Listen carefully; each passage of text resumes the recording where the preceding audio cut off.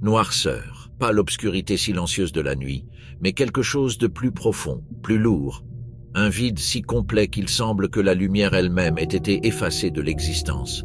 Un seul son brise le silence, un battement de cœur lent, rythmique, puis un ping lointain.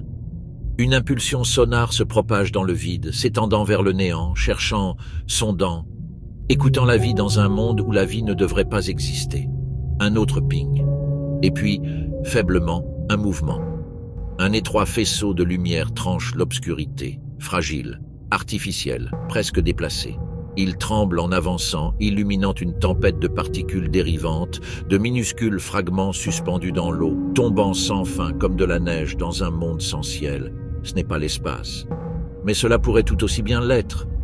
Très haut au-dessus, la surface de l'océan brille de chaleur et de couleurs. La lumière du soleil danse sur les vagues, nourrissant un monde vibrant, grouillant de vie, des récifs coralliens, d'immenses bancs de poissons, des prédateurs en poursuite constante. C'est un royaume que nous comprenons, un monde que nous avons cartographié, exploré, conquis, mais en dessous se cache quelque chose de tout autre. Une descente dans le silence, dans une pression si immense qu'elle pourrait écraser l'acier comme du papier, dans des températures qui frôlent le point de congélation, dans une obscurité si absolue que pendant des millions d'années, rien n'a jamais vu le soleil. Et pourtant, quelque chose est ici. La lumière se déplace, balayant lentement le vide. Pendant un instant, il n'y a rien. Puis, un scintillement. Disparu. Le faisceau revient brusquement en arrière, cherchant, ne captant qu'une trace de mouvement qui s'efface. Quelque chose était là, observant, attendant juste au-delà du seuil de visibilité. Une autre impulsion sonore résonne vers l'extérieur. Cette fois, elle revient déformée, vivante. L'océan profond est le plus grand habitat sur Terre, et le moins compris. Plus de 80% restent inexplorés, non cartographiés, invisibles, intacts. Nous en savons plus sur la surface de planètes lointaines que sur les profondeurs de notre propre monde. Et dans ce vaste royaume caché, l'évolution a suivi un chemin différent. Ici, les corps plient les règles de la biologie. Les yeux deviennent énormes ou disparaissent complètement. Les dents s'allongent comme des aiguilles. La peau brille de sa propre lumière étrange. Des créatures dérivent dans l'abîme comme des fantômes vivants, certaines délicates, presque belles, d'autres si étrangères qu'elles semblent arrachées à des cauchemars. Le faisceau de lumière se stabilise, s'enfonçant plus profondément. Pendant un instant, l'obscurité se fend. Une forme émerge, massive, silencieuse, impossible à comprendre pleinement. Son contour change juste au-delà de la clarté, allongé, inconnu. Un mouvement lent et délibéré traverse sa forme. Puis, aussi soudainement qu'elle est apparue, elle disparaît, engloutie entièrement par le vide. La lumière persiste, cherchant, mais l'abîme ne rend rien. Seulement le silence, seulement l'obscurité, seulement la sensation écrasante que ce monde n'est pas vide. Il observe, il attend, et nous commençons à peine à regarder. Bienvenue dans l'endroit le plus profond de la Terre. La surface persiste encore au-dessus, un plafond scintillant d'or et de bleu, fracturé par le mouvement des vagues. La lumière du soleil traverse l'eau en longs faisceaux tremblants, illuminant un monde qui semble presque sans poids. Ici, la vie est abondante. Les poissons se déplacent en courants synchronisés, leurs écailles captant la lumière comme des éclats d'argent. Tout est visible, tout est connu. Mais à mesure que la descente commence, cette certitude commence à s'effacer. Lentement, presque imperceptiblement, la lumière faiblit. Les couleurs commencent à disparaître du monde. Les rouges s'effacent en premier, engloutis par l'eau jusqu'à ce que même le sang paraisse noir. Les oranges et les jaunes suivent, laissant derrière eux un spectre froid de bleu et de vert. La vie vibrante de la surface cède la place à quelque chose de plus silencieux, de plus distant. C'est la zone ensoleillée, le dernier endroit où le soleil exerce encore son pouvoir. Mais cela ne dure pas. Le plongeur descend plus profondément. L'éclat au-dessus devient plus faible, se retirant en un souvenir pâle et fragmenté. Les ombres s'allongent. Les mouvements deviennent plus lents, plus délibérés. L'eau se refroidit, se resserrant autour du corps, l'enveloppant d'un poids inconnu. Puis, une autre frontière est franchie, la zone crépusculaire. Ici, le soleil n'éclaire plus, il murmure seulement. La lumière arrive faible et dispersée, à peine suffisante pour révéler des formes dérivant au loin. Les yeux deviennent plus grands dans ce monde sombre, s'efforçant de capter chaque fragment de clarté. Les corps deviennent plus effilés, plus sombres, conçus pour disparaître dans la pénombre. Une silhouette traverse la pénombre, allongée, incertaine, disparue avant d'avoir pu être pleinement comprise. La descente continue. À chaque mètre, la pression augmente, implacable, invisible. Elle appuie de toutes parts, resserrant son étreinte avec une force écrasante. À ces profondeurs, elle ne se mesure plus en inconfort, mais en survie. Seuls ceux qui sont faits pour résister peuvent exister ici. Et pourtant, nous descendons encore. Les dernières traces de lumière disparaissent. Pas s'estompent, disparaissent. Comme si un interrupteur avait été actionné, le monde est englouti par l'obscurité. C'est la zone de minuit. Ici, il n'y a ni jour ni nuit.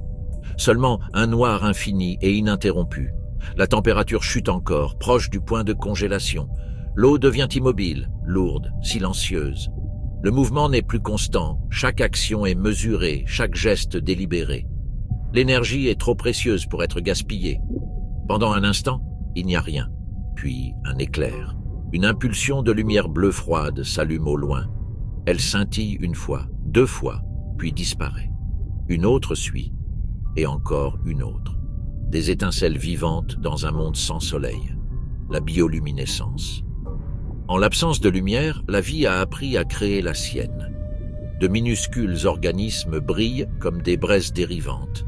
Des formes plus grandes pulsent et scintillent, leur corps produisant de la lumière pour chasser, pour se cacher, pour communiquer. Des signaux dans l'obscurité, des avertissements, des appâts. La preuve que même ici, la vie persiste. Mais survivre a un prix. Il n'y a pas de lumière solaire pour alimenter ce monde. Pas de plantes, pas de source d'énergie facile. La nourriture est rare, si rare que chaque opportunité doit être saisie sans hésitation. Hésiter, c'est mourir de faim. La descente ralentit. En dessous se trouve l'abîme, un endroit où les règles deviennent encore plus dures, où la pression devient inimaginable, où la vie existe à la limite même du possible. Au-dessus, le dernier souvenir de lumière a disparu. En dessous, seule l'obscurité demeure. Et, en son sein, quelque chose s'agite. La descente s'achève, mais le voyage ne fait que commencer.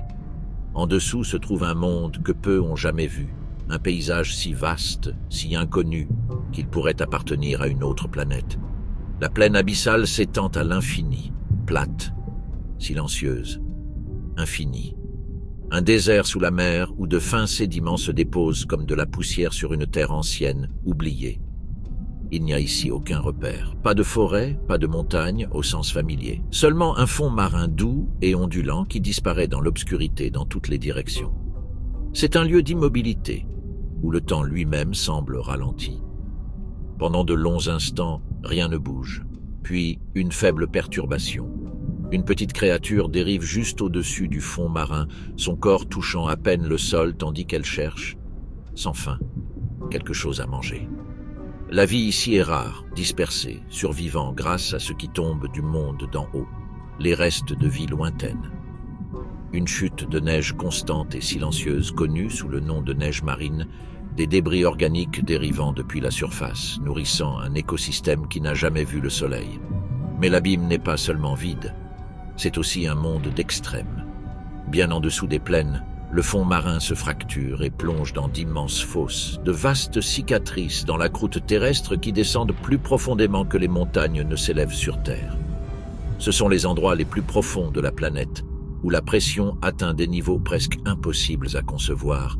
Ici, le poids de l'océan au-dessus appuie avec une telle force que survivre devient un exploit extraordinaire. Et pourtant, même ici, la vie persiste. Le terrain change. L'immensité plate cède la place à quelque chose de bien plus violent. Depuis l'obscurité, des structures imposantes s'élèvent, déchiquetées, irrégulières, rejetant des panaches dans l'eau noire. Elles semblent presque vivantes, respirant des nuages de minéraux sombres qui s'élèvent comme de la fumée. Les fumeurs noirs. Des colonnes d'eau surchauffées jaillissent de la croûte terrestre, riche en substances chimiques provenant des profondeurs de la planète. Le fluide est brûlant, assez chaud pour faire fondre, mais l'océan environnant le maintient contenu, créant un spectacle fantomatique de nuages noirs tourbillonnants. Autour d'eux, la vie prospère, non pas isolée, mais en abondance. Des colonies denses se rassemblent à l'ombre de ces évents. Des crabes pâles et fantomatiques se déplacent sur les rochers. D'épaisses nappes blanches de bactéries recouvrent les surfaces, se nourrissant directement des substances chimiques jaillissant d'en bas. Et s'élevant au-dessus de tout, ondulant doucement dans le courant, se trouvent de gigantesques vers tubicoles, leurs corps allongés ancrés au fond marin, leurs panaches cramoisis s'étendant comme d'étranges fleurs extraterrestres. C'est la vie sans lumière solaire. Ici, les règles sont différentes. Il n'y a pas de plantes, pas de photosynthèse, pas de dépendance à l'énergie du soleil. À la place, ce monde fonctionne grâce à quelque chose de bien plus ancien, bien plus primordial. La chimiosynthèse. Les bactéries convertissent des substances chimiques, le sulfure d'hydrogène, le méthane, en énergie, formant la base d'une chaîne alimentaire entièrement distincte. Un écosystème construit non sur la lumière, mais sur la puissance brute de la Terre elle-même. C'est un système qui ne devrait pas exister. Et pourtant, il prospère. La caméra dérive lentement le long des évents, capturant le mouvement, le flux constant, l'activité silencieuse de créatures parfaitement adaptées à ce monde hostile. Chaque organisme, ici, est un témoignage de survie contre des probabilités impossibles. Car dans l'abîme, la vie ne se contente pas de s'adapter. Elle se transforme. Et dans ce monde sans soleil, l'évolution a réécrit les règles de la vie. L'obscurité règne sur l'abîme. Un noir complet, ininterrompu, où le soleil n'est jamais parvenu et ne parviendra jamais. Ici, la vision devrait être impossible. Le mouvement devrait être aveugle. Et pourtant, l'obscurité n'est pas vide. Elle brille. Au début, c'est subtil, un faible scintillement au loin. Puis, lentement, le vide commence à s'animer. De minuscules étincelles apparaissent, dispersées comme des étoiles lointaines dans un ciel nocturne. Pulsations de bleu, éclats de vert, signaux électriques brefs qui s'allument et disparaissent en un instant. C'est la bioluminescence, une lumière créée par la vie elle-même. Dans un monde sans lumière solaire, l'illumination est devenue un outil, l'une des armes les plus puissantes des profondeurs. Grâce à des réactions chimiques complexes dans leur corps, ces créatures produisent de la lumière avec une précision extraordinaire. Une lumière froide, efficace, contrôlée. Et chaque éclat signifie quelque chose. Une ondulation de vagues bleues douces se déplace dans l'eau, synchronisée, presque hypnotique. D'innombrables organismes microscopiques brillent à l'unisson, leur corps réagissant à une perturbation. Une ombre qui passe les déclenche, transformant l'obscurité en un système d'alarme vivant. Quelque part dans cette lueur, quelque chose bouge. Une forme émerge, lente et délibérée. Le poisson pêcheur. Son corps est petit, presque quelconque, jusqu'à ce que la lumière apparaisse. S'étendant depuis sa tête, un fin filament oscille doucement dans le courant. À son extrémité, un leurre lumineux pulse doucement, imitant le mouvement de quelque chose de vivant. Il est délicat, attirant, impossible à ignorer dans un monde privé de repères visuels. Un poisson plus petit dérive plus près, plus près. La lumière vacille à nouveau, juste assez pour retenir son attention. Et en une fraction de seconde, l'illusion s'effondre. L'obscurité explose en mouvement. Une mâchoire massive s'ouvre largement, bordée de dents en forme d'aiguille. La proie disparaît instantanément, avalée entière avant de pouvoir réagir. La lumière s'éteint. Le calme revient. Ici, l'illumination n'est pas beauté. C'est tromperie. Mais toute lumière n'est pas utilisée pour chasser. Bien au-dessus du fond abyssal, une lueur différente se répand dans l'eau, douce, rythmée, presque sereine. Un vaste banc de poissons-lanternes se déplace ensemble, leur corps parsemé de minuscules organes producteurs de lumière. Chaque individu émet une faible lueur, formant des motifs qui changent et ondulent à mesure que le groupe change de direction. De loin, ils apparaissent comme une constellation dérivante. Mais cette lumière a un but. Elle brise leurs silhouettes, les fondant dans la faible lueur filtrant d'en haut, une forme de camouflage, une contre-illumination, conçue pour effacer leur présence aux prédateurs tapis en dessous. Même dans l'obscurité, se cacher nécessite de la lumière. Et puis, il y a ceux qui transforment l'illumination en spectacle, Une forme délicate dérive dans le champ de vision, presque transparente. Son corps scintille comme du verre, fragile et d'un autre monde. C'est une cténophore, un organisme si étrange en apparence qu'il semble presque irréel. Lorsqu'elle se déplace, des rangées de minuscules cils ondulent le long de son corps, réfractant la lumière en cascades de couleurs. Les bleus se transforment en vert, puis en éclats irisés qui dansent à sa surface. Contrairement aux autres, sa lueur n'est pas toujours produite chimiquement, mais par la déviation de la plus faible lumière disponible, créant un prisme vivant dans le vide. Pendant un instant, c'est fascinant. Puis, soudain, une explosion de lumière. Un éclair rapide et aveuglant jaillit d'une créature voisine, illuminant l'obscurité en une impulsion violente. Surpris, un prédateur recule, désorienté. La proie disparaît instantanément, s'échappant dans le noir pendant que l'attaquant lutte pour se rétablir. Dans l'abîme, la lumière peut confondre, distraire, submerger. Elle peut sauver une vie en l'espace d'une seconde. Chaque scintillement, chaque lueur, chaque pulsation fait partie d'un langage que nous commençons à peine à comprendre. Des signaux d'avertissement, des invitations, des pièges, des messages écrits en lumière, transportés à travers l'obscurité la plus profonde de la Terre. La caméra dérive lentement à travers le vide lumineux, entourée d'éclats silencieux qui apparaissent et disparaissent sans motif, sans avertissement. Une galaxie vivante, belle et mortelle. Car dans ce monde, la lumière ne révèle pas la vérité, elle la cache.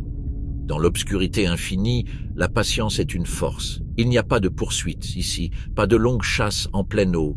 L'énergie est trop précieuse, le mouvement trop coûteux. Dans l'abîme, la survie n'appartient pas au plus rapide, mais au plus précis, et peu l'incarne mieux que le poisson-pêcheur. Il dérive dans l'immobilité. Une petite forme sombre, suspendue dans l'eau, à peine distinguable de l'obscurité qui l'entoure. Son corps est mou, presque fragile en apparence, pourtant sa véritable nature se cache dans les détails. Une tête massive, disproportionnée par rapport à sa taille. Une bouche qui semble bien trop grande pour son corps. Et des dents, longues, courbées et acérées comme des aiguilles, saillantes comme les barreaux d'un piège vivant. Mais sa plus grande arme n'est ni ses mâchoires, ni ses dents, c'est la lumière. Du sommet de sa tête s'étend une fine épine flexible, un rayon de nageoire dorsale modifié. À son extrémité, une petite ampoule brille d'une luminescence froide et constante. Elle oscille doucement, se déplaçant avec une intention subtile, imitant le mouvement de quelque chose de vivant. Un signal dans l'obscurité, une promesse. Le leurre vacille une fois, puis encore. Dans un monde privé de repères visuels, même la plus faible lumière devient irrésistible. Quelque part à proximité, quelque chose remarque. Un petit poisson entre dans le champ de vision, ses mouvements prudents mais curieux. Ses grands yeux se fixent sur la lueur, attirés par elle par instinct. La nourriture est rare ici, les opportunités ne peuvent être ignorées. Il se rapproche. Le poisson-pêcheur ne réagit pas. Son corps reste parfaitement immobile, chaque muscle retenu. Seul le leurre bouge, doux, rythmique, délibéré. Plus près. La distance se réduit à quelques centimètres, et puis explosion. L'immobilité se brise en un instant. Le poisson-pêcheur se projette en avant à une vitesse terrifiante, ses mâchoires s'ouvrant à une largeur impossible. La bouche s'élargit, engloutissant l'eau environnante et tout ce qu'elle contient. Il n'y a pas de lutte, pas d'échappatoire. La proie disparaît entière. En quelques secondes, le prédateur revient à l'immobilité, son corps de nouveau suspendu dans l'obscurité comme si rien ne s'était passé. Efficacité, précision, perfection. Mais le poisson-pêcheur est plus qu'un chasseur. Il est aussi l'un des exemples les plus extrêmes de survie jamais évolués. Car dans l'abîme, même trouver un partenaire est un défi.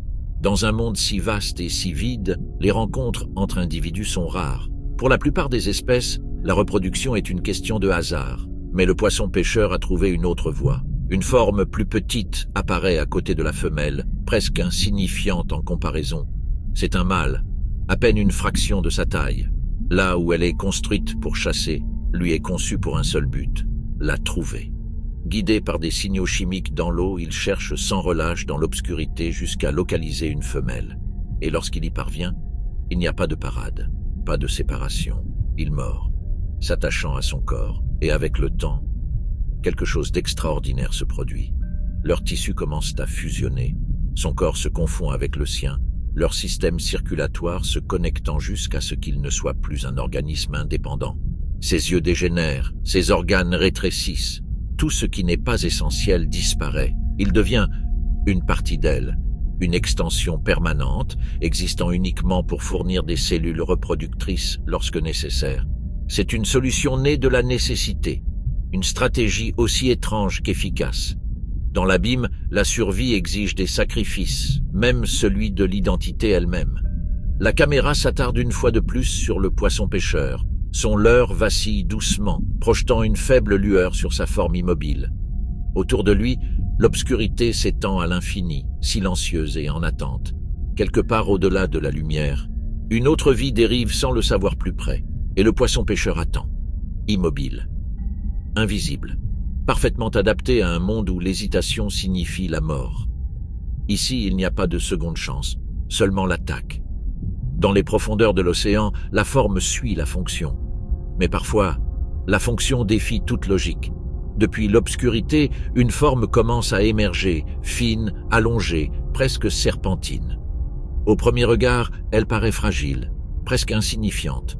Son corps est étroit, se terminant en une queue semblable à un fouet qui disparaît dans le vide. Elle dérive sans urgence, pas de mouvement brusque, aucun effort visible. Et pourtant, quelque chose en elle semble étrange. Alors que la lumière se stabilise, sa véritable forme commence à se dessiner. La tête, disproportionnée, non naturelle, une bouche qui semble bien trop grande pour le corps auquel elle appartient, s'étirant largement, lâche, presque inachevée, comme si elle avait été tirée au-delà de ses limites.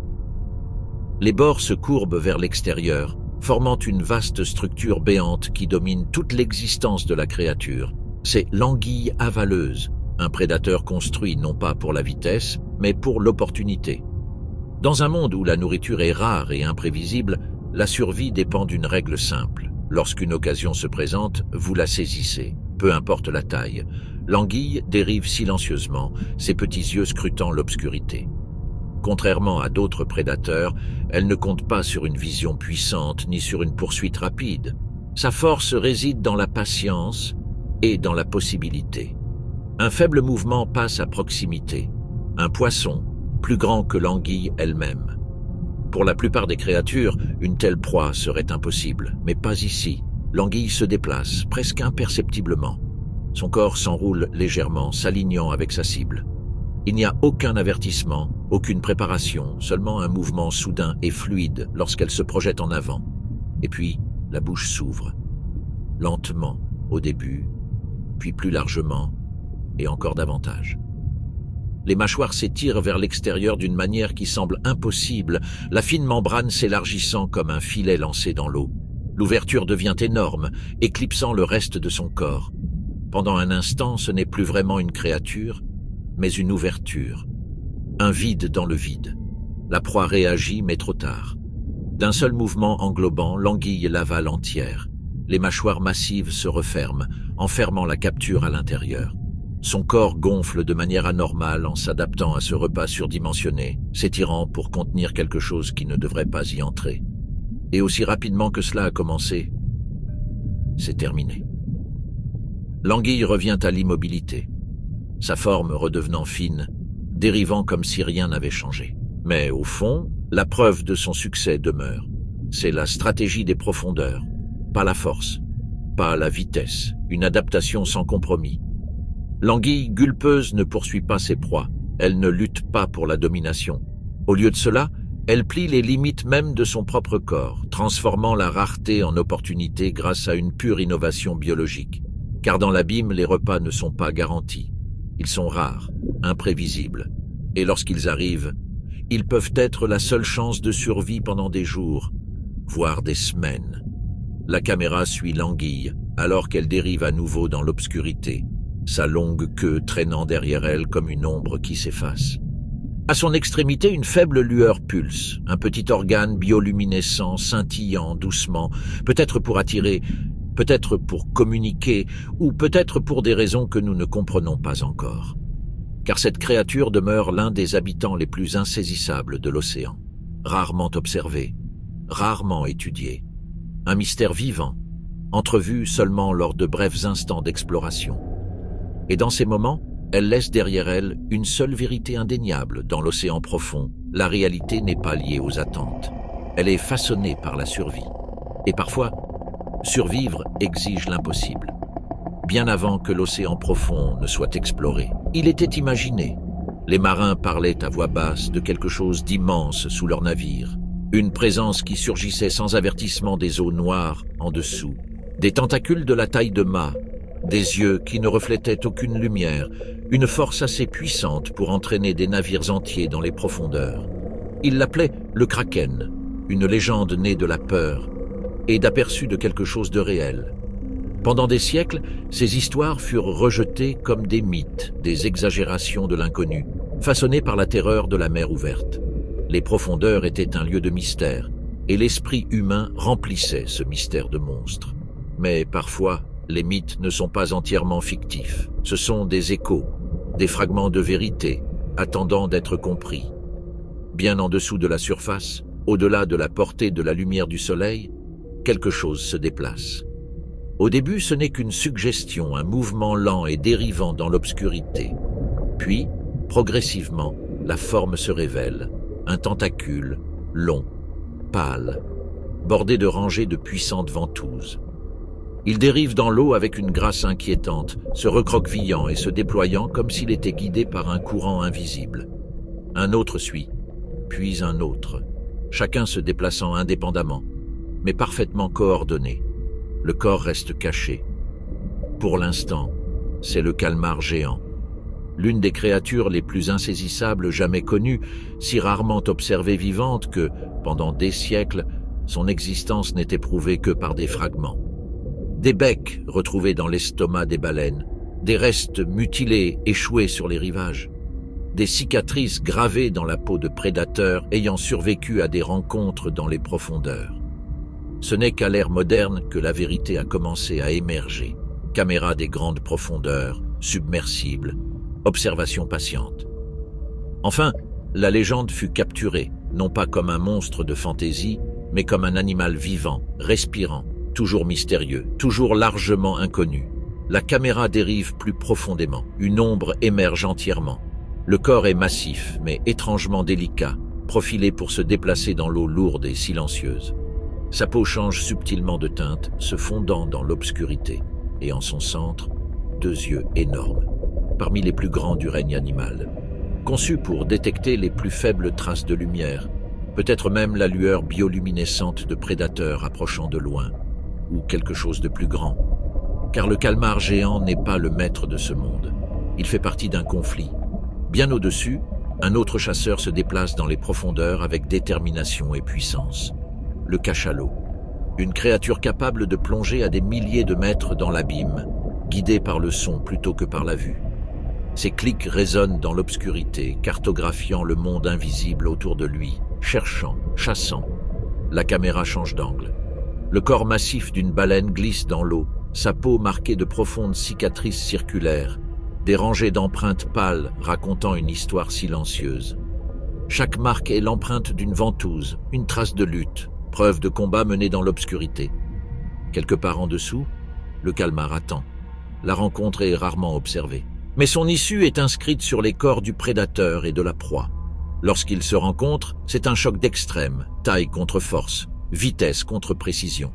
Le calmar frappe avec ses tentacules, agrippant, tirant, résistant de toute sa puissance. Le cachalot avance, implacable, sa masse et sa force écrasant toute résistance, une lutte sans témoin. Un combat caché au monde de la surface. Seules les conséquences subsistent. Fragments, cicatrices, silence. La caméra s'attarde une fois de plus sur les tentacules dérivants, brièvement éclairés avant de s'évanouir à nouveau dans l'abîme. Il n'y a pas de révélation finale, aucune compréhension complète, car même aujourd'hui, le calmar géant reste un mystère. Nous l'avons vu, nous l'avons nommé, mais nous ne le comprenons pas vraiment. Et peut-être est-ce cela qui maintient la légende vivante. Dans l'océan profond, certaines histoires ne sont jamais entièrement racontées. Elles ne sont qu'aperçues dans des ombres fugitives et des formes qui disparaissent. Preuve que même à l'ère de la science, il y a encore des monstres dans l'obscurité. Dans l'océan profond, les noms peuvent être trompeurs. Certains inspirent la peur, d'autres promettent le danger, mais peu sont aussi trompeurs. Que le calmar vampire, ce n'est pas vraiment un calmar, ni un vampire. Et pourtant, dans les profondeurs silencieuses où il dérive, il ressemble à quelque chose venant d'un tout autre monde. Une petite forme délicate émerge de l'obscurité. Son corps est mou, presque gélatineux, suspendu sans effort dans l'eau. Il n'y a aucune urgence dans son mouvement, aucune poussée soudaine de vitesse, aucune intention agressive. Au contraire, il glisse lentement, ses mouvements contrôlés et gracieux, comme s'il faisait partie de l'océan lui-même. Puis, la lumière l'atteint. Un rouge profond, velouté, si sombre qu'il paraît presque noir en l'absence de lumière. Ses yeux, grands et lumineux, reflètent la moindre lueur autour de lui, donnant l'impression d'une conscience bien au-delà de sa taille. Et entre ses bras, quelque chose d'inhabituel. Une fine membrane s'étend, reliant chaque membre comme une cape. Pour l'instant, elle reste repliée, cachée. Le calmar vampire ne chasse pas comme les autres prédateurs des profondeurs. Il ne poursuit pas et ne compte ni sur la vitesse ni sur la force. En réalité, il vit dans une partie de l'océan où la plupart des créatures ne peuvent pas survivre du tout. La zone minimum d'oxygène. Ici, les niveaux d'oxygène chutent si bas que le mouvement actif devient presque impossible pour la plupart des formes de vie. Les muscles ne peuvent soutenir un effort prolongé. L'énergie est rare et chaque action a un coût. Mais le calmar vampire prospère. Son métabolisme est extraordinairement bas, lui permettant de survivre là où d'autres s'asphyxieraient. Il dérive plutôt qu'il ne nage, économisant de l'énergie à chaque instant. Au lieu de chasser de grandes proies, il se nourrit de quelque chose de bien moins exigeant, de minuscules particules, des débris organiques dérivants, les restes de vie tombant lentement d'en haut. Une existence silencieuse, presque paisible. Mais même ici, le danger existe, une ombre passe, subtile, approchante. Le calmar vampire l'aperçoit instantanément. Son corps se tend, non pas de panique, mais de préparation. Et puis, transformation. En un seul mouvement fluide, la membrane entre ses bras se déploie, s'étendant pour envelopper tout son corps. Il se retourne sur lui-même, tirant la cape sur sa tête et exposant une série de projections épineuses semblables à des doigts le long de ses membres. La forme délicate a disparu. À sa place, quelque chose de plus sombre, plus menaçant, presque méconnaissable.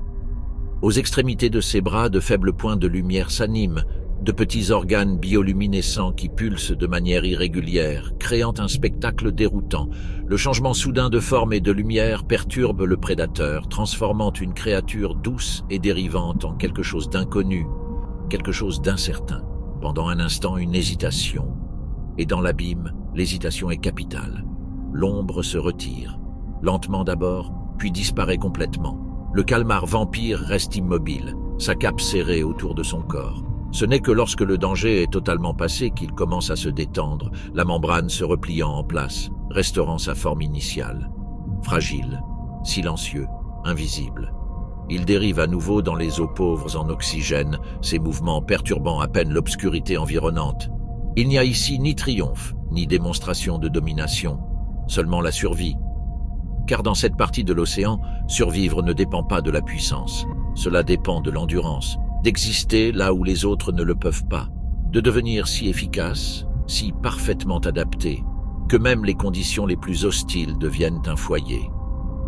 La caméra s'attarde tandis que le calmar vampire disparaît dans le noir, sa forme se dissolvant jusqu'à ce qu'il n'en reste qu'un faible contour. Une créature suspendue entre deux mondes, ni chasseur, ni proie, ni ombre, ni lumière.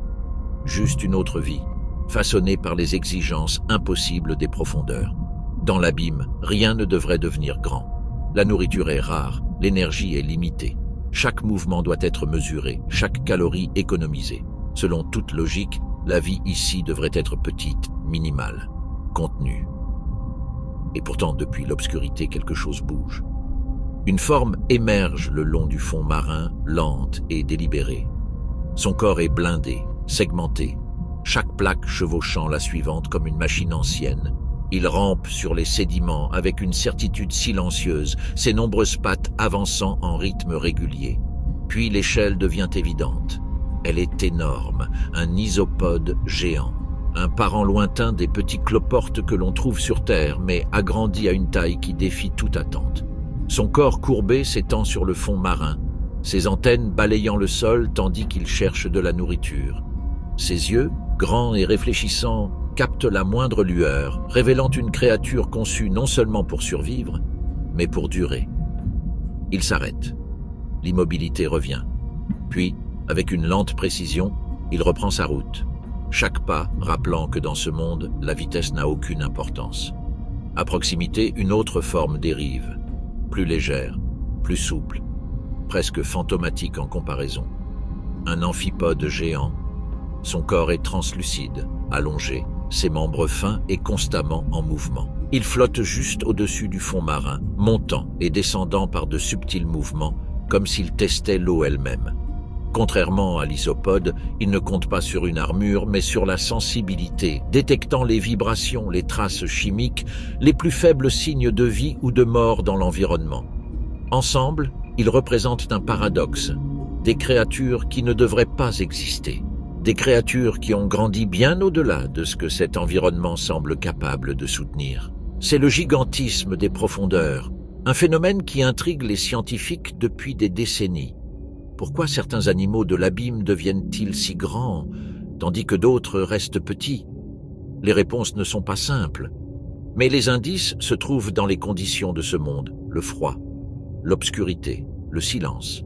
Les basses températures ralentissent le métabolisme, permettant aux organismes de vivre plus longtemps et de croître sur de longues périodes. Dans un endroit où l'énergie est limitée, l'efficacité devient essentielle. La croissance est lente, mais elle ne s'arrête jamais vraiment. L'oxygène, bien que rare dans certaines régions, peut aussi jouer un rôle. Dans les profondeurs, les eaux plus froides peuvent contenir davantage d'oxygène dissous, ce qui favorise des tailles corporelles plus grandes chez certaines espèces. Et puis se pose la question de la pression. À ces profondeurs, le poids immense de l'océan modifie le fonctionnement des corps au niveau cellulaire. Les adaptations qui permettent de survivre sous une telle pression peuvent aussi influencer la croissance de façon que nous commençons à peine à comprendre. Mais le facteur le plus important est peut-être le temps. Dans l'abîme, la vie se déplace autrement. Il n'y a pas de cycle rapide, pas de compétition constante poussant à un changement immédiat. L'évolution se déploie lentement sur d'immenses périodes de temps, façonnant les créatures d'une manière qui nous paraît presque impossible. La caméra revient vers l'isopode géant. Il a trouvé quelque chose, une carcasse, petite mais suffisante. Il s'approche sans urgence, ses mouvements sont réguliers, inévitables. Lorsqu'il atteint la nourriture, il commence à se nourrir, ses pièces buccales travaillant méthodiquement, consommant ce qu'il peut. Il n'y a ni frénésie, ni précipitation. Il n'y en a pas besoin. De tels repas peuvent durer des jours, voire des semaines. Et lorsqu'ils auront disparu, il attendra de nouveau. Patient, immobile, endurant. L'amphipode tourne à proximité, attiré par la même odeur, rejoignant ce rassemblement silencieux. D'autres viendront peut-être, ou peut-être pas. Dans les profondeurs marines, rien n'est garanti. La caméra recule lentement, révélant le vaste vide entourant ces géants. Leur taille, autrefois écrasante, commence à sembler petite face à l'étendue infinie de l'abîme, car ici, même les géants sont seuls. Et dans un monde défini par la rareté, survivre ne dépend pas de la domination. Cela dépend de la persistance. Grandir lentement, attendre sans fin et endurer, contre toute logique, dans les profondeurs silencieuses de la Terre. Dans les régions les plus profondes de l'océan, la vie ne devrait pas exister. Aucune lumière du soleil n'atteint cet endroit, aucune plante n'y pousse. Aucune photosynthèse n'alimente la chaîne de survie qui soutient presque tous les écosystèmes de la Terre. Et pourtant, depuis l'obscurité, une étrange lueur commence à se former. Non pas de la lumière, mais du mouvement. Le fond marin s'ouvre par fractures, et depuis l'intérieur même de la Terre, quelque chose jaillit. Un immense panache d'eau noire s'élève brusquement, se répandant dans l'abîme comme de la fumée provenant d'un feu invisible. Ce n'est pas du feu tel que nous le comprenons, mais il emporte la même intensité. Un fluide surchauffé, riche en minéraux dissous, jaillit dessous la croûte terrestre, atteignant des températures qui seraient mortelles pour la plupart des formes de vie connues. Ce sont des sources hydrothermales, des fumeurs noirs. Et autour d'eux, l'abîme s'anime. La caméra s'approche. Le fond marin stérile cède la place à des amas denses de vie, si épais, si vibrants, que cela semble presque impossible dans ce monde autrement vide. Des crabes pâles se déplacent les uns sur les autres, leur corps adapté pour résister à la fois à la chaleur et à la toxicité. Des crevettes se rassemblent en essaim, groupées près des ouvertures des évents, leurs mouvements constants, déterminés. Et s'élevant au-dessus d'eux, quelque chose d'extraordinaire, d'immenses vers tubicoles. Leurs longs corps blancs sortent de gaines protectrices ancrées à la roche, ondulant doucement dans le courant. À leur extrémité, de brillants panaches rouges se déploient comme d'étranges fleurs vivantes, éclatant contre l'obscurité, palpitant d'une activité invisible. Ils ne chassent pas, ils ne se nourrissent d'aucune manière que nous reconnaissons. Car ici, les règles sont différentes. À la base de cet écosystème se trouve quelque chose de bien plus ancien que la lumière du soleil, la chimiosynthèse. Au lieu de dépendre de la lumière, des bactéries spécialisées tirent leur énergie des substances chimiques libérées par les évents, le sulfure d'hydrogène, le méthane, les minéraux provenant des profondeurs de la Terre. Par ce processus, elles convertissent ces substances en matière organique, formant la base d'une chaîne alimentaire entièrement distincte. La vie alimentée par la planète elle-même. Les vers tubicoles ne sont pas seuls, ce sont des hôtes. Des bactéries symbiotiques vivent dans leur corps, transformant les substances chimiques en énergie qui les nourrit. Ils n'ont ni bouche ni système digestif tel que nous le comprenons. Tout ce dont ils ont besoin leur est fourni de l'intérieur, grâce à un partenariat invisible forgé dans l'un des environnements les plus hostiles de la Terre. Les crabes se nourrissent des bactéries, les crevettes broutent les surfaces, les prédateurs rôdent à la périphérie, attirés par l'abondance. Pendant un instant, l'abîme n'est plus vide, il prospère. La caméra s'attarde sur l'évent lui-même, où le fluide bouillonnant continue de jaillir dans l'eau froide de l'océan. Le contraste est absolu. Une chaleur extrême contre des températures proches du gel, des substances chimiques toxiques contre une vie fragile. Et pourtant, l'équilibre est maintenu. Délicat, précis, impitoyable. Au-delà de la portée de ces évents, le fond marin retrouve son silence. La vie disparaît aussi vite qu'elle a commencé, s'évanouissant à nouveau dans le vide de la plaine abyssale. Des îles isolées dans une obscurité sans fin, des oasis dans un désert sans lumière. Mais elle renferme quelque chose de plus que la vie. Elle renferme des réponses, car si la vie peut exister ici, sans lumière du soleil, sans les conditions que nous pensions autrefois essentielles, alors peut-être peut-elle exister ailleurs, sur des mondes lointains, sous des océans gelés, dans des endroits que nous n'avons pas encore explorés. La caméra s'éloigne lentement, l'activité lumineuse de l'évent rétrécissant au loin jusqu'à être de nouveau engloutie par l'obscurité. Un dernier panache s'élève, tournoyant, s'effaçant, un rappel que loin sous la surface de l'océan, loin de tout ce que nous connaissons, la Terre elle-même est vivante. Et elle continue de créer la vie de façon que nous commençons à peine à comprendre. Dans la zone de minuit, il n'y a aucun avertissement, aucun bruissement de feuilles, aucune ombre mouvante projetée par le soleil, aucun son pour signaler le danger, seulement le silence.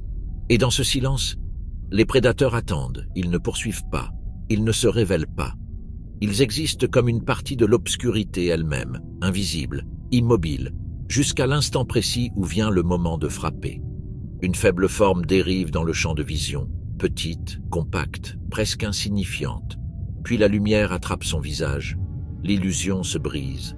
Des rangées de dents émergent de l'obscurité, longues, semblables à des aiguilles, impossiblement acérées. Elles s'étendent vers l'extérieur d'une manière qui semble contre nature, trop grande pour la bouche qui les contient. Certaines se courbent vers l'intérieur, se chevauchant, formant une cage dont aucune proie ne pourrait jamais s'échapper. C'est le poisson croc. Son nom rend à peine justice à sa réalité. Le corps reste petit, mais la tête est dominée par ses mâchoires. Ses dents sont si grandes que des adaptations particulières de son crâne leur permettent de glisser dans des rainures lorsque la bouche se referme. Sinon, il ne pourrait même pas la fermer complètement. Une conception construite pour un seul but. Garantir que, lorsqu'une chose est attrapée, elle ne s'échappe jamais. Le poisson croc dérive sans urgence, économisant son énergie, ses yeux immenses scrutant le vide au moindre mouvement. Il ne gaspille aucun effort. Il attend. Car dans les profondeurs, la patience tue. Une lueur apparaît à proximité, un autre prédateur, plus long, plus effilé, plus délibéré dans son mouvement. Le poisson vipère. Son corps est allongé, presque squelettique en apparence, avec une série de faibles lumières courant le long de sa face inférieure. Mais c'est sa bouche qui le définit, articulée en grand, bordée de dents semblables à des poignards si longues qu'elles restent visibles même lorsque les mâchoires sont fermées. Une arme qui ne peut être cachée. Il reste suspendu sur place, immobile dans la colonne d'eau, ses organes bioluminescents émettant une faible lueur. Parmi eux, un seul leurre s'étend près de sa nageoire dorsale, pulsant doucement dans l'obscurité. Un signal, un piège. Un petit poisson dérive plus près, attiré par la lumière. Plus près. Le poisson vipère reste parfaitement immobile, son corps aligné avec sa cible, ses muscles contractés dans le silence. Puis, l'attaque. Il se propulse vers le haut avec une vitesse explosive, franchissant la distance en un instant. Ses mâchoires se referment brusquement, les longues dents s'emboîtant comme des barreaux, transperçant la proie avant qu'elle ne puisse réagir. Le mouvement est terminé presque aussi vite qu'il a commencé. L'immobilité revient, la lumière s'éteint. Ailleurs dans l'obscurité, quelque chose de plus grand bouge. Sa forme est plus difficile à définir, longue, mince, presque serpentine. Le long de son corps, de faibles motifs lumineux scintillent par intermittence, apparaissant et disparaissant selon des séquences trop précises pour être aléatoires. Le poisson-dragon, un prédateur de précision et de contrôle. Contrairement aux autres, il possède un avantage unique, un avantage qui le distingue dans ce monde d'obscurité. Ses yeux sont capables de détecter non seulement les longueurs d'onde bleu-vert habituelles de la lumière des profondeurs, mais aussi le rouge, une couleur presque invisible dans l'abîme, et il en tire parti. Sous sa mâchoire, une faible lueur rouge est émise, douce, subtile, indétectable pour la plupart des créatures qui l'entourent. Pour ses proies, l'obscurité reste totale, mais pour le poisson-dragon, le monde est illuminé. Un projecteur caché, une vision privée. Il avance lentement, scrutant, observant, choisissant sa cible avec une précision calculée. Lorsqu'il frappe, il n'y a aucune hésitation, seulement une brusque et contrôlée poussée de mouvement, ses mâchoires se refermant avec une exactitude mortelle. Une autre vie disparaît, inaperçue, invisible. La caméra dérive une fois de plus dans l'obscurité, passant entre ses chasseurs alors qu'ils retournent à l'immobilité. Chacun parfaitement adapté, chacun maître de son environnement. Il n'y a pas de roi ici, pas de souverain des profondeurs, seulement des survivants. Des prédateurs façonnés par la rareté, par le silence, par la nécessité constante d'économiser et de frapper avec une certitude absolue. Dans la zone de minuit, il n'y a pas de place pour l'erreur, pas de seconde chance. Seulement la présence silencieuse de quelque chose qui attend, juste hors de vue. Et l'instant soudain et final, où l'obscurité frappe.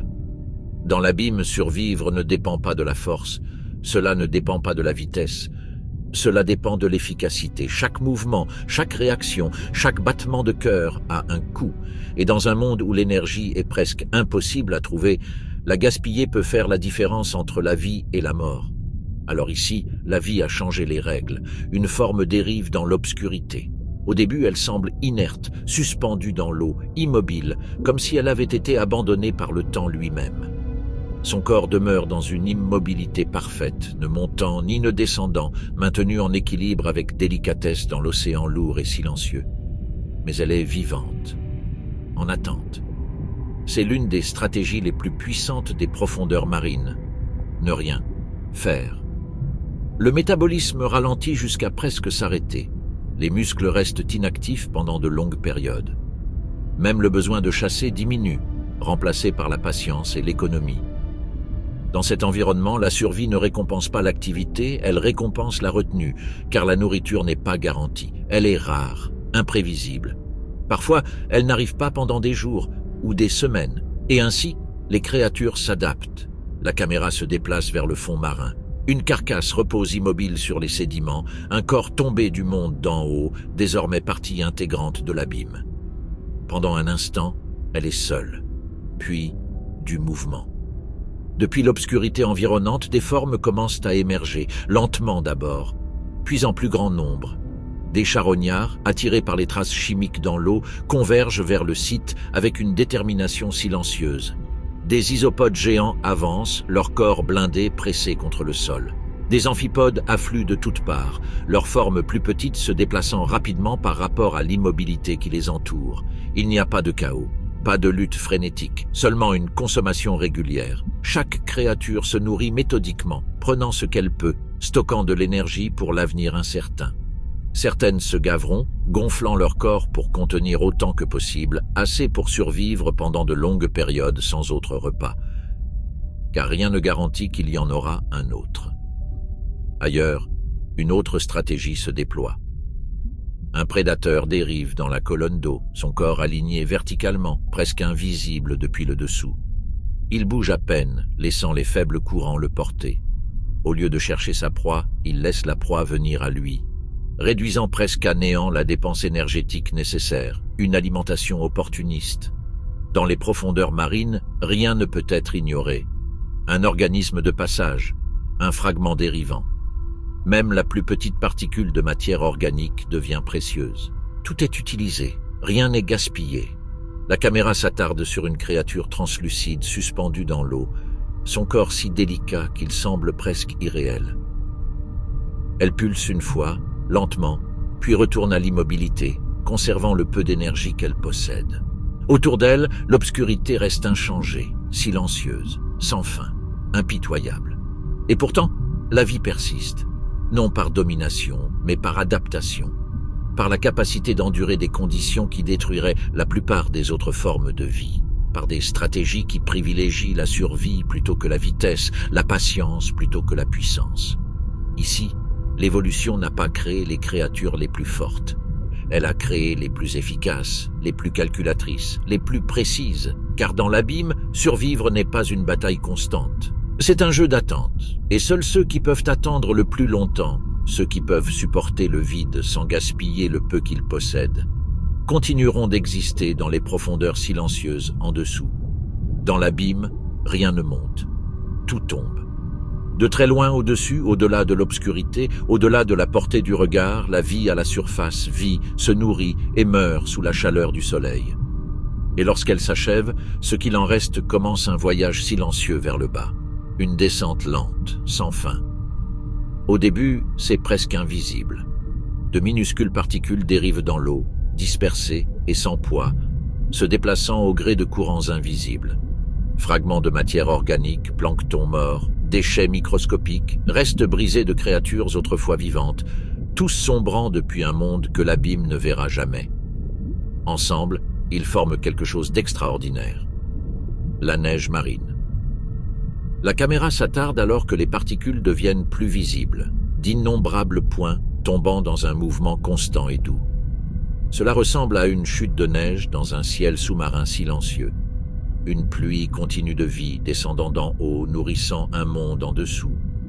C'est le fondement de la survie dans l'océan profond, une ligne de vie fragile, car dans un endroit sans lumière solaire, sans plantes, sans source continue d'énergie, tout dépend de ce qui tombe.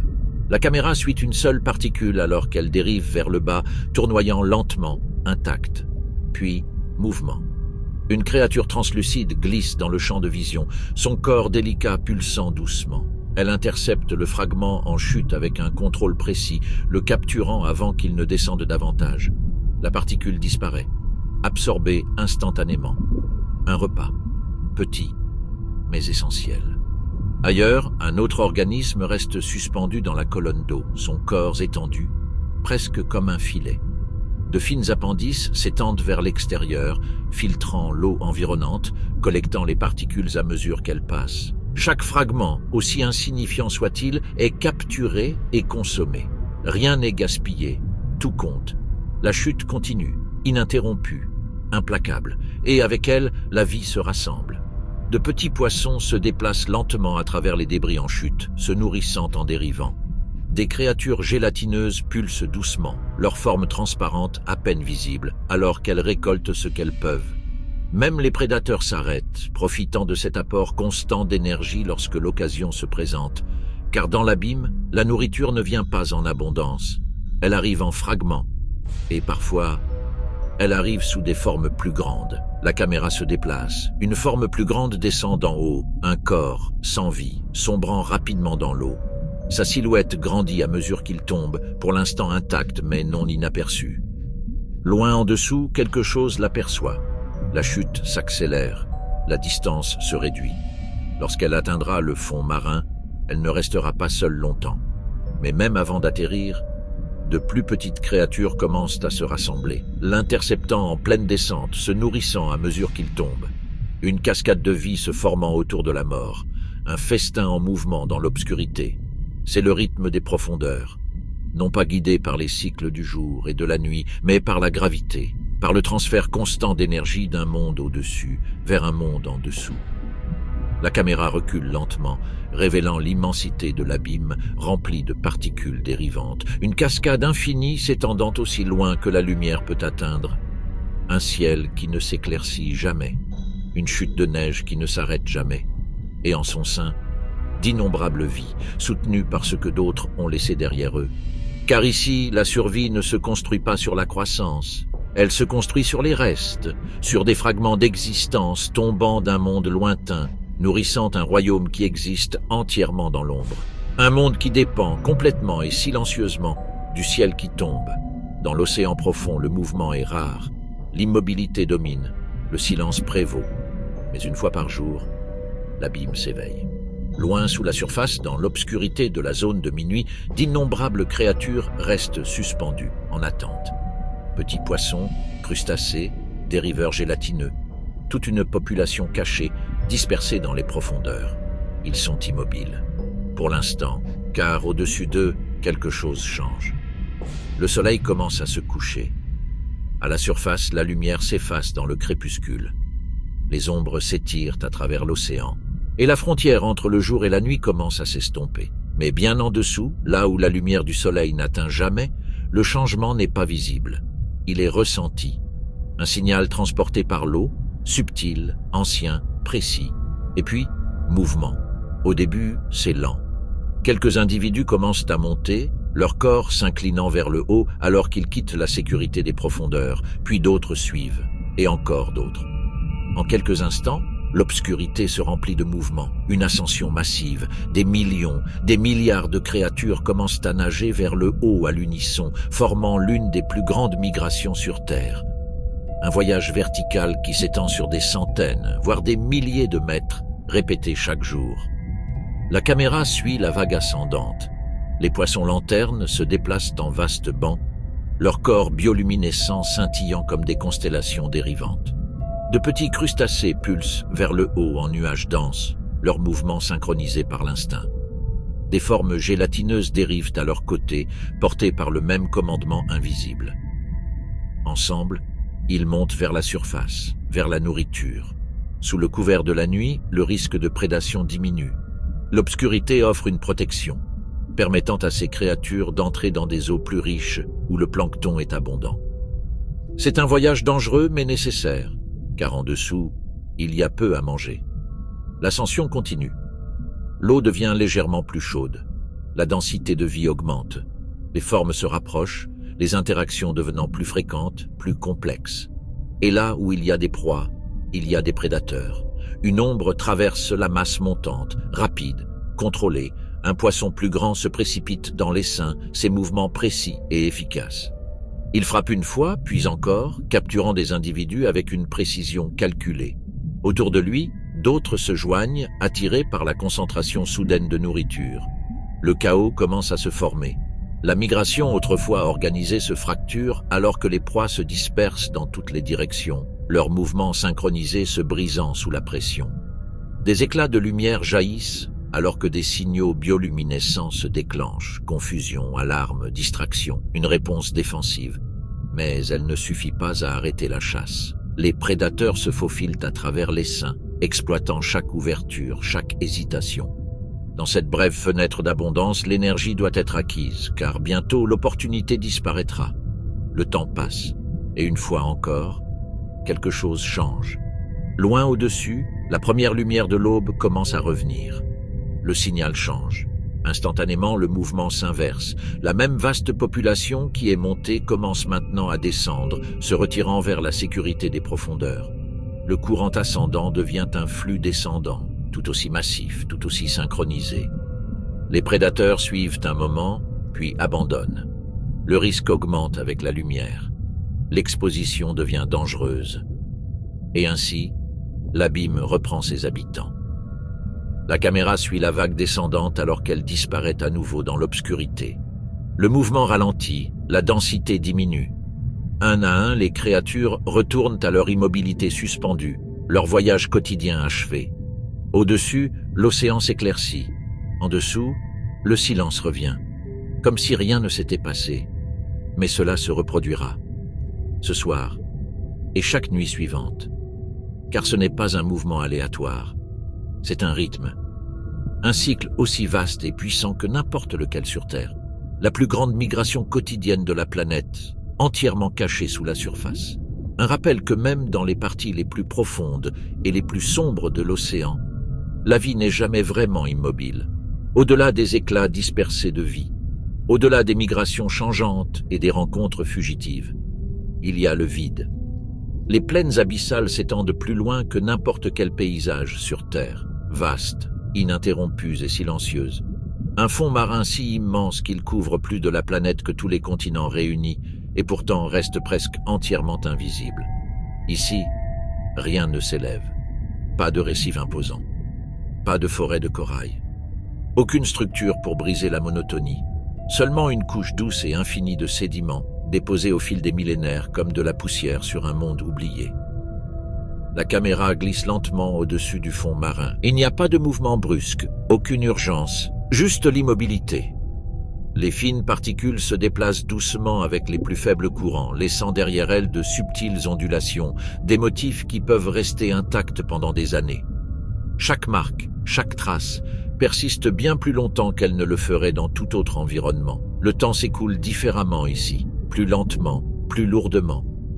Une forme vague apparaît au loin. Au début, elle est presque indiscernable du sol lui-même. Une légère variation de texture, une ombre là où elle ne devrait pas exister. Mais à mesure qu'elle se rapproche, cela devient clair. Une seule créature.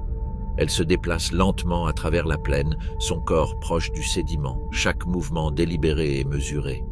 Ses membres s'enfoncent doucement dans la surface molle, laissant derrière eux une trace qui persistera longtemps après son passage. Il n'y a aucune précipitation. Il n'y a nulle part où aller. La nourriture est rare, les rencontres sont rares. La vie ici n'est pas dictée par la compétition, mais par la persévérance, la capacité à supporter de longues périodes d'isolement sans gaspiller d'énergie. La créature s'arrête. Pendant un instant, elle reste complètement immobile, se fondant si parfaitement dans le paysage qu'elle semble disparaître. Dans ce monde, la visibilité est une vulnérabilité. Être vue, c'est risquer de devenir une proie ou de dépenser de l'énergie inutilement. Alors elle attend. La caméra recule. L'échelle devient écrasante. La créature solitaire, autrefois au centre de l'attention, paraît maintenant insignifiante face à l'immensité qui l'entoure. La plaine s'étend à l'infini dans toutes les directions, un horizon qui ne change jamais, un monde défini non pas par ce qui est présent, mais par ce qui est absent. Pas de lumière, pas de son, pas de mouvement. Seulement la persistance silencieuse de la vie face à un décor impossible.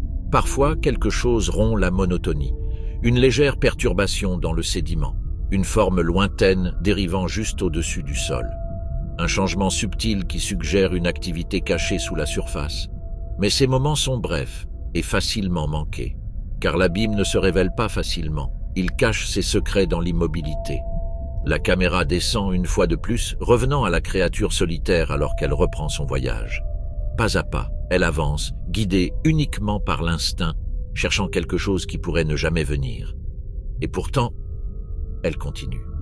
Car ici, la survie ne consiste pas à prospérer, elle consiste à endurer l'absence de lumière, l'absence d'abondance, l'absence de certitude. La créature s'estompe lentement dans l'obscurité, son contour se dissolvant jusqu'à ne plus se distinguer du monde qui l'entoure. Et une fois encore, la plaine abyssale est vide, ou du moins, elle semble l'être. Dans l'abîme, survivre n'est que la moitié du combat, endurer l'obscurité, trouver de la nourriture, échapper aux prédateurs, voilà des défis constants. Mais il existe une autre lutte, plus silencieuse, qui se déroule dans les profondeurs. Le défi de la continuité même de la vie, car dans un monde si vaste, si vide, trouver un autre individu de son espèce peut être presque impossible. L'océan s'étend sans fin dans toutes les directions, ses habitants dispersés sur d'immenses distances. Il n'existe ni lieu de rassemblement, ni trajectoire prévisible, ni certitude que deux individus se rencontreront un jour. Et pourtant, ils le doivent.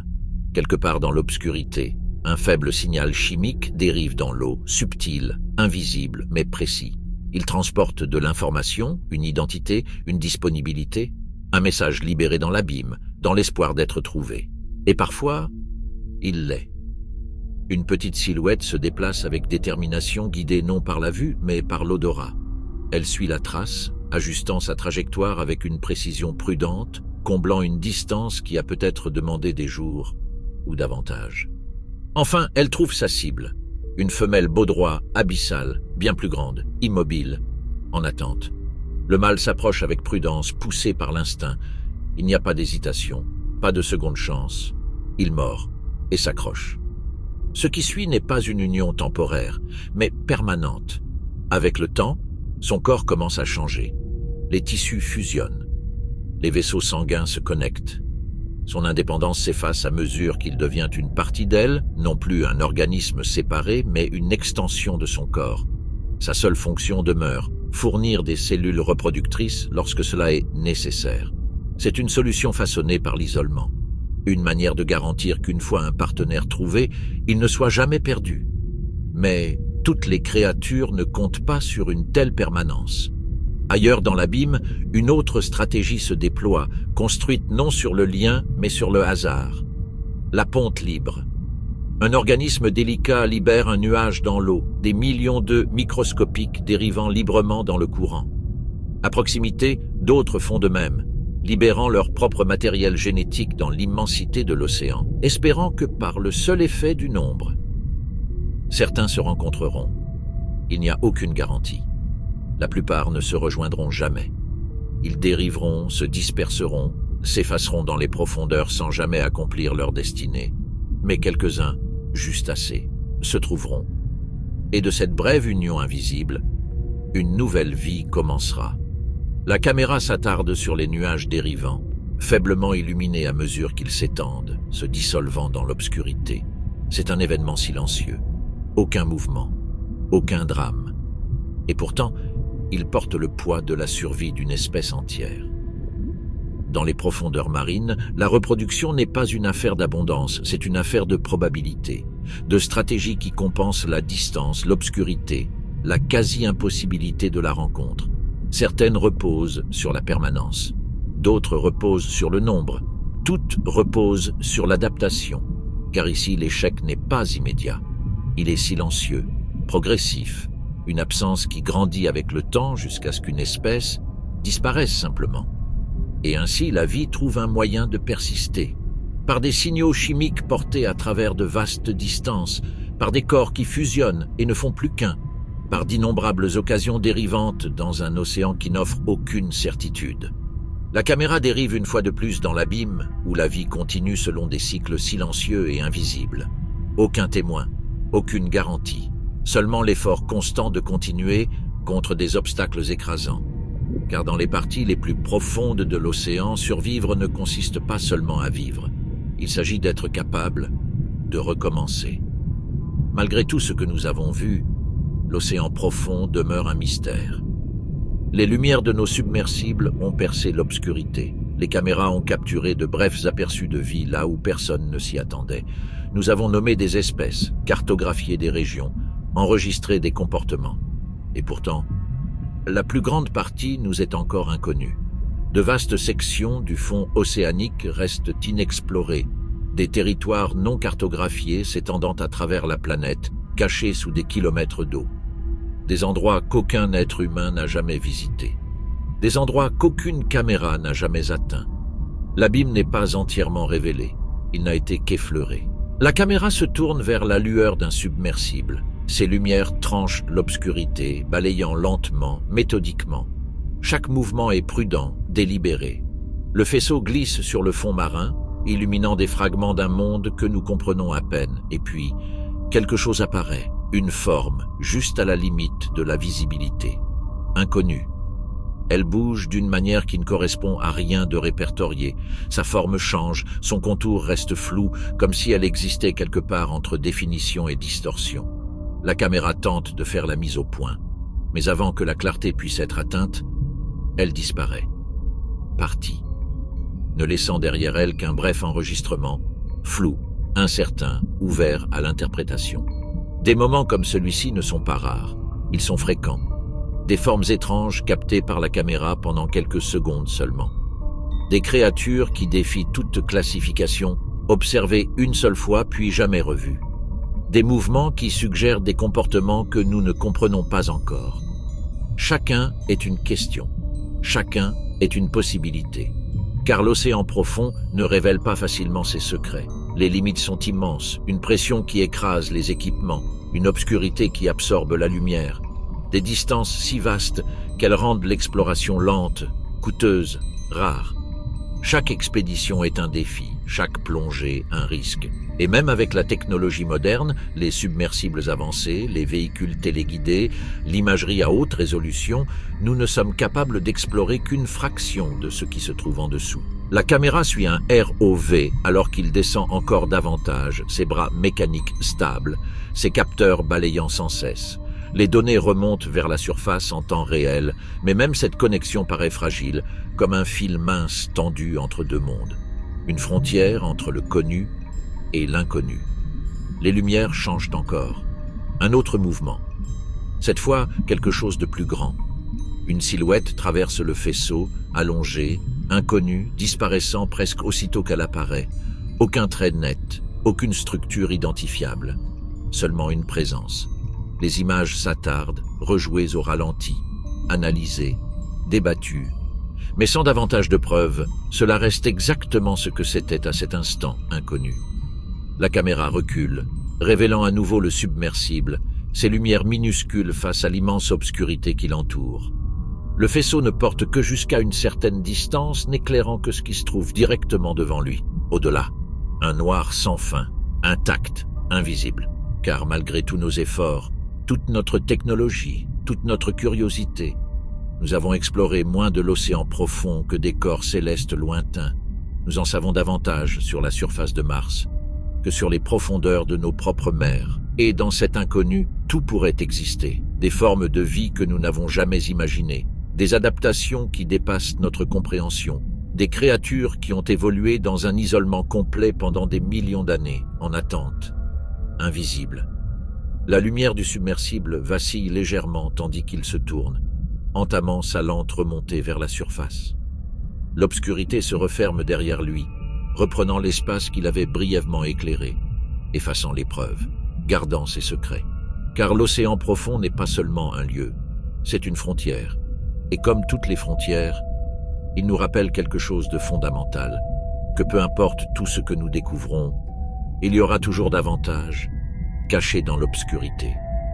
Pendant la plus grande partie de l'histoire humaine, l'océan profond était inaccessible, un monde imaginé, mais jamais touché. La surface pouvait être traversée, le ciel pouvait être cartographié, mais au-delà d'une certaine profondeur, l'océan résistait à toute tentative d'y pénétrer. La pression augmentait au-delà des limites du corps humain. L'obscurité effaçait tout sens de l'orientation, la distance rendait le retour incertain. L'abîme demeurait fermé, jusqu'à ce que la technologie change la frontière. Un vaisseau apparaît dans l'obscurité, compact, renforcé, construit non pour la vitesse mais pour la survie. Son extérieur est rigide, conçu pour résister à des pressions qui écraseraient des structures ordinaires en un instant. De petites lumières brillent à ses bords, projetant de minces faisceaux dans le vide devant lui. Un submersible. À l'intérieur, une présence humaine, silencieuse, observatrice. L'appareil descend lentement, de manière contrôlée et délibérée, emportant ses occupants dans un monde qui n'était pas fait pour eux. Chaque mètre supplémentaire accentue la contrainte sur sa structure. Chaque son, un craquement, un déplacement, leur rappelle l'immense force qui appuie de toutes parts. Et pourtant, il continue. Les lumières balaient le fond marin, révélant des paysages qui existent depuis des millions d'années sans témoins. Des créatures apparaissent dans le champ, réagissant à l'intrusion avec curiosité ou se retirant dans l'obscurité. Pour la première fois, l'abîme n'est plus totalement seul, mais les humains n'ont pas toujours besoin d'être présents pour explorer. Une autre machine se déplace dans l'eau, sans équipage, précise. Un véhicule téléguidé, un ROV. Relié à un navire très haut au-dessus, il descend avec un calme mécanique, ses caméras transmettant des images en direct vers la surface.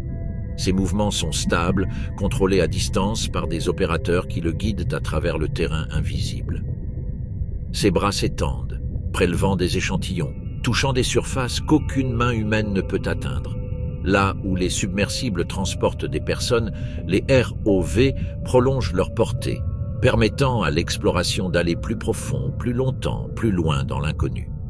La caméra change de perspective. Des images d'archives vacillent à l'écran.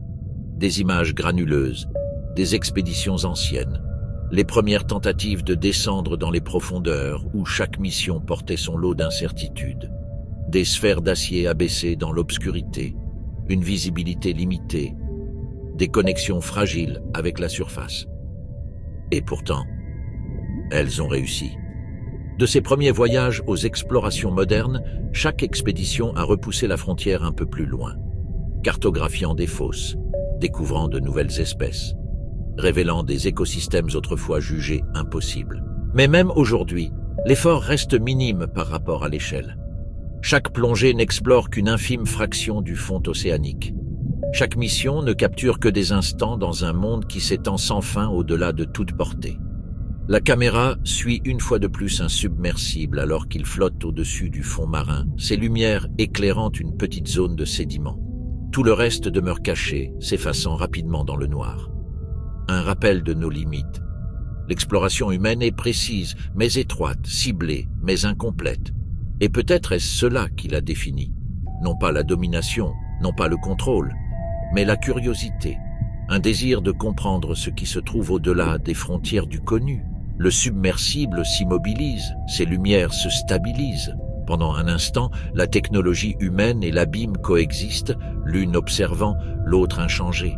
Car peu importe à quelle profondeur nous allons, peu importe le degré d'avancement de nos outils, nous ne sommes encore ici que des visiteurs, temporaires, fragiles, traversant un monde qui ne nous appartient pas. L'appareil entame sa lente remontée, retournant vers la surface, laissant derrière lui l'obscurité. Et à mesure que sa lumière s'estompe, l'abîme demeure exactement tel qu'il était auparavant, silencieux, infini, inoccupé. Pendant des millions d'années, l'océan profond est resté intact. Un monde défini par l'isolement, protégé par la distance, la pression et l'obscurité. Ces écosystèmes ont évolué lentement, en équilibre, façonnés par des forces bien plus anciennes que l'humanité elle-même. Mais cet isolement n'est plus absolu. Pour la première fois, l'abîme est perturbé. La caméra dérive au-dessus du fond marin. Au début, rien ne semble différent.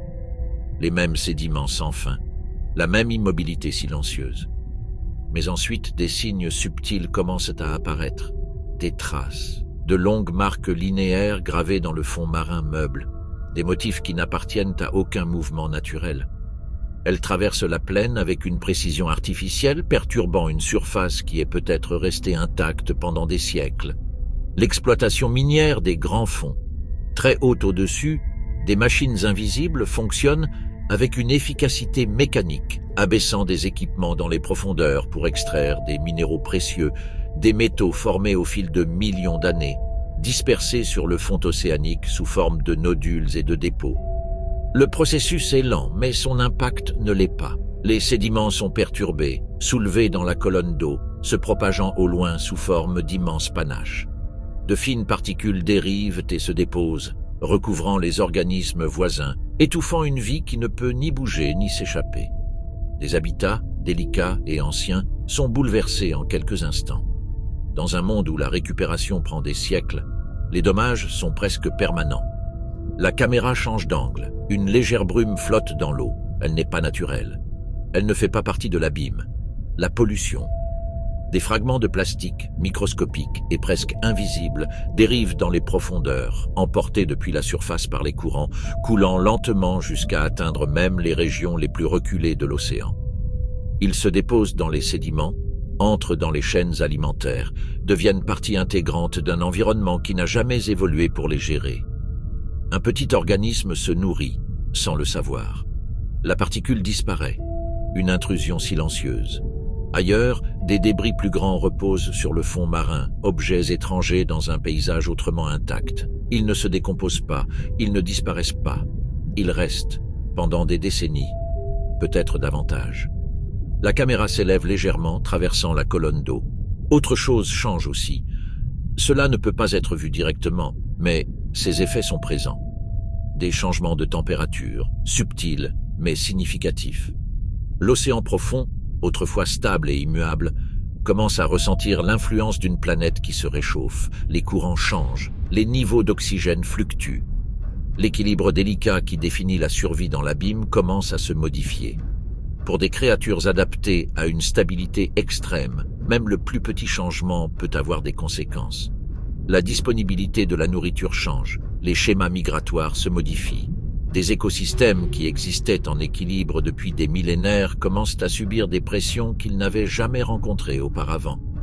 Et contrairement aux environnements de surface, l'adaptation y est lente. Le temps s'écoule différemment dans les profondeurs. La récupération n'est pas immédiate. Elle peut prendre des générations, des siècles ou davantage. La caméra s'attarde sur une communauté de sources hydrothermales. La vie continue. Les vers tubicoles ondulent. Les crabes se déplacent sur les rochers. Le système reste intact pour le moment. Mais la question demeure. Pour combien de temps? L'abîme a toujours été résilient. Mais il n'a jamais subi de perturbations à cette échelle. Pas depuis le dessus. Pas de la part de quelque chose qui n'y appartient pas. La caméra recule lentement, révélant à nouveau l'immensité de l'océan profond. L'obscurité s'étend sans fin, inchangée en apparence. Mais sous cette immobilité, le changement a commencé, silencieux, graduel, mais réel. Car l'océan profond n'existe pas séparément du reste de la planète. Il est connecté, et ce qui se passe au-dessus finit par atteindre ce qui se trouve en dessous. Le silence demeure, l'obscurité persiste. Mais pour la première fois de son histoire, l'abîme n'est plus hors de notre portée, et cela pourrait être sa plus grande vulnérabilité. L'océan couvre la majeure partie de notre monde, vaste, puissant, ancien au-delà de toute compréhension. Et pourtant, tout ce que nous avons vu, tout ce que nous avons exploré, n'existe qu'à ses marges. Car le véritable océan se trouve en dessous, dans les profondeurs où la lumière ne peut atteindre, où la pression façonne la vie en des formes que nous commençons à peine à comprendre, où des écosystèmes entiers existent dans le silence, intacts depuis des millions d'années. Un monde séparé d'une autre. La caméra dérive une fois de plus dans l'abîme. De faibles lumières scintillent au loin, des signaux bioluminescents, brefs et fugaces, comme des étoiles dispersées dans un ciel nocturne. Une créature solitaire traverse le champ, son mouvement lent, délibéré, disparaissant presque aussitôt qu'elle apparaît. Il n'y a ici ni commencement, ni fin claire, seulement la continuité. Les rythmes des profondeurs persistent sans interruption. Migration, alimentation, survie, reproduction, des cycles qui se déroulaient bien avant que l'humanité ne regarde sous la surface, et qui continueront longtemps après. L'échelle devient écrasante, des montagnes sous la mer, des fosses plus profondes que tout ce qui existe sur Terre, des plaines qui s'étendent plus loin que les déserts. Le tout dissimulé sous une couche d'eau qui cache davantage qu'elle ne révèle. Malgré tous nos progrès, nous restons des étrangers. Des visiteurs dans un monde qui ne nous appartient pas. La caméra se tourne vers le haut. Très haut au-dessus, la surface brille faiblement, un scintillement lointain et inaccessible. Elle semble incroyablement éloignée, rappelant à quel point la frontière entre le connu et l'inconnu est mince, entre notre monde et le leur. Une dernière séquence se déploie. La baudroie abyssale, immobile dans l'obscurité, son leurre scintillant doucement. Le calmar géant, ses tentacules dérivant dans des courants invisibles. Le calmar vampire, immobile sous sa cape, survivant là où les autres ne le peuvent pas. La chute incessante de neige marine, nourrissant un monde bâti sur des restes, chaque instant. un fragment d'une histoire bien plus vaste, une histoire que nous commençons à peine à comprendre. La caméra recule lentement. Les lumières faiblissent. L'abîme s'étend, engloutissant chaque détail, chaque forme, chaque trace de mouvement jusqu'à ce qu'il ne reste plus que l'obscurité. Silencieuse, infinie, totale. Et dans ce silence, une prise de conscience. Ce monde n'a pas besoin d'être vu pour exister. Il n'a pas besoin d'être compris pour continuer. Il a perduré pendant des millions d'années sans nous, et il perdurera encore. Mais désormais, nous faisons partie de son histoire, que nous le voulions ou non. L'obscurité reste inchangée. La vie en son sein continue, invisible, intacte pour l'instant. Mais le lien a été établi. La frontière a été franchie, et avec elle, un choix. La caméra s'efface dans le noir. Seul demeure le faible écho des profondeurs et une dernière pensée portée par le silence. L'océan profond n'a pas besoin de nous. Mais son avenir pourrait dépendre du choix que nous ferons de le comprendre. L'océan profond a longtemps existé hors de portée de l'influence humaine, un royaume protégé non par intention mais par la distance et la difficulté. Pendant des siècles, il est resté intact, ces écosystèmes évoluant dans l'isolement, régis uniquement par des forces naturelles. Ce n'est plus le cas. À mesure que la technologie progresse, l'abîme devient accessible. L'exploitation minière des grands fonds promet des ressources précieuses, mais à un coût qui n'est pas encore pleinement compris. Les perturbations du fond marin, l'épannage de sédiments et la destruction des habitats peuvent avoir des conséquences qui durent bien plus longtemps que nous ne pouvons les mesurer. Dans un environnement où la récupération peut prendre des siècles, même de faibles perturbations ont un poids considérable. Le changement climatique ajoute une autre couche d'incertitude. Le réchauffement des océans, la modification des courants et la baisse des niveaux d'oxygène sont des changements subtils, mais dans les profondeurs marines, où la stabilité définit la survie, de légers déplacements peuvent avoir des effets profonds. La pollution sonore, elle aussi, se propage efficacement sous l'eau, introduisant une présence constante dans ce qui a toujours été un monde de silence presque total. Et pourtant, il existe aussi une possibilité. Avec l'exploration vient la compréhension. Avec la compréhension, le potentiel de protection.